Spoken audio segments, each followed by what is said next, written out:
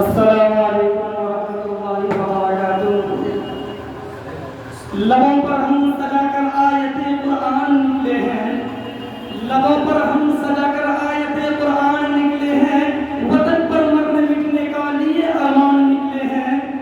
زمانہ کر تمہارے جان لینے پر تو کیا ڈرنا، زمانہ کر تمہارے جان لینے پر تو کیا ڈرنا، ہتھیلی پر سجا کر ہم بھی اپنی جان نکلے ہیں۔ الحمدللہ الحمدللہ وحدہ والصلاة والسلام علی من لا نبی بعدہ۔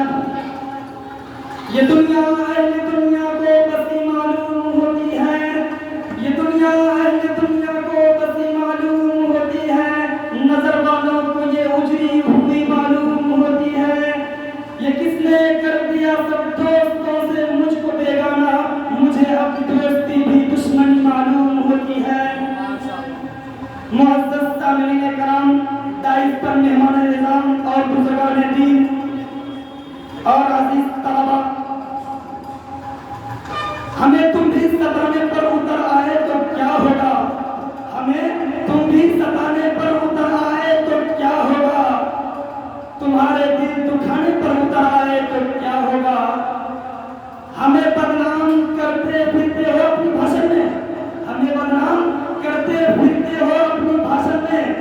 اگر ہم سچ بتانے پر اتر آئے تو کیا ہوگا۔ خیر، ہمیں بدنام کرنے کی اور بربادی کرنے کو نہیں بتانا ہے، احساس دلانا ہے۔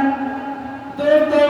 جب ہم تاریخ کا مطالعہ کرتے ہیں، تاریخ کی کتابوں کی مرد گردان کرتے ہیں، تو ہمیں یہ بات روز روشن سے درایا ملتی ہے کہ سیدنا حضرت آدم علیہ السلام سے لے کر آخری نبی تک جتنے بھی دور گزرے ہیں، ہر دور ستم میں حق باطل کا ٹکراؤ اور تصادم رہا ہے، اور ہر دور میں حق نے باطل کی للکار اور چیلنج کو قبول کیا، اور چار تانگے عالم نے باطل کے چھکے چھڑائے۔ حضرات گرامی، اسی طرح جب ہندوستان پر باطل انگریزوں کا ناپاک سایہ پڑا اور انگریزوں نے ایسٹ انڈیا کمپنی کی بنیاد رکھی، جس سے مقصد محض ہندوستان پر قبضہ کرنا تھا اور ہندوستان سے مذہب اسلام کو مٹانے کی مذموم سازش تھی، بالآخر جب ہندوستان پر انگریزوں نے اپنا قبضہ جما لیا تو مسلمانوں پر طرح طرح کے ظلم و ستم کے پہاڑ توڑنے لگے، مسلمانوں کی مذہبی کتابیں پر پابندی لگانے لگے، تو اسی وقت علماء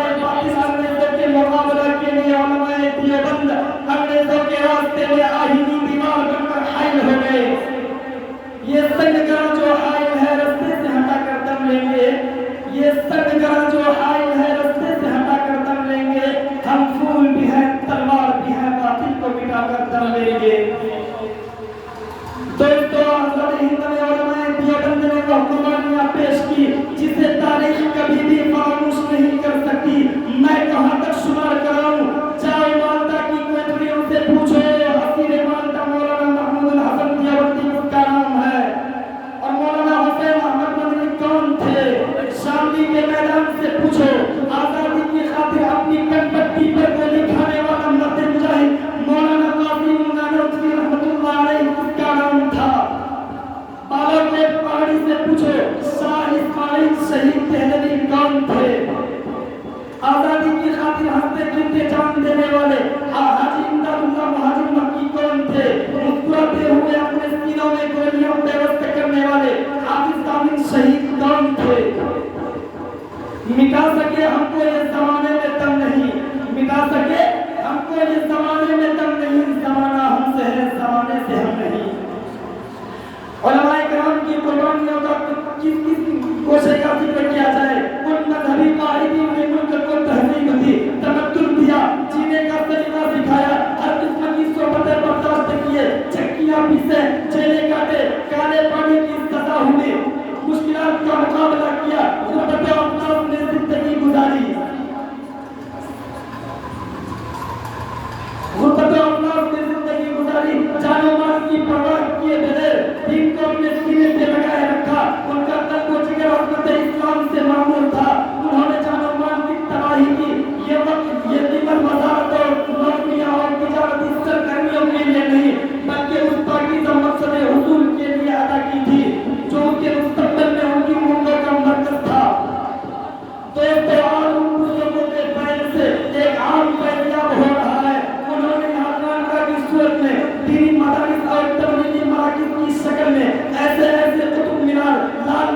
ताज महल तामीर कर दिए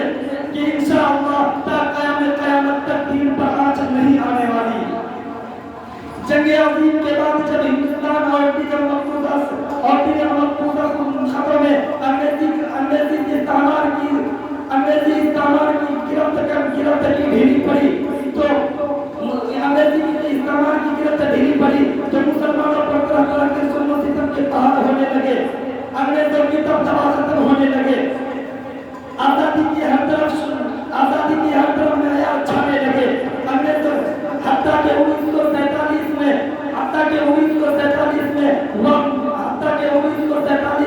वह मुल्क हिंदुस्तान को छोड़ना पड़ा। ये सब उलमाए किराम की कुर्बानी और उनकी मेहनतों का जद्दोजहद का समरा है। दोस्तों, इसके बावजूद भी अगर हम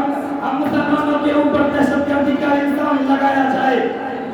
हमारे पाकिस्तान इस्लामी दस्तगाहों को बदनाम करोगे, मदारिस और मसाजिद पर पाबंदी लगाओगे, तो याद रखो अभी भी हमारे जिस्म में जंग आज़ादी का खून शामिल है, अभी भी मेरे रगो रेशे में मजहब इस्लाम की मोहब्बत है, अभी भी तुमसे दोबारा जंग आज़ादी लड़ सकते हैं, अभी भी मुझे माता की कोठरियों में रहना गवारा है, अभी भी हम काले पानी और जजीरे एडवान की सजाओं को झेल सकते हैं, अभी भी हम फांसी के फंदों को चूम सकते हैं, मगर उलमाए किराम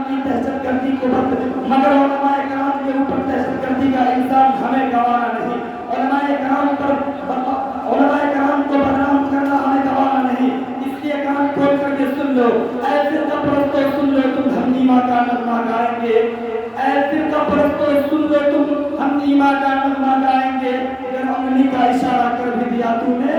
तुम्हारे मुंह से तुम्हें नहलाएंगे।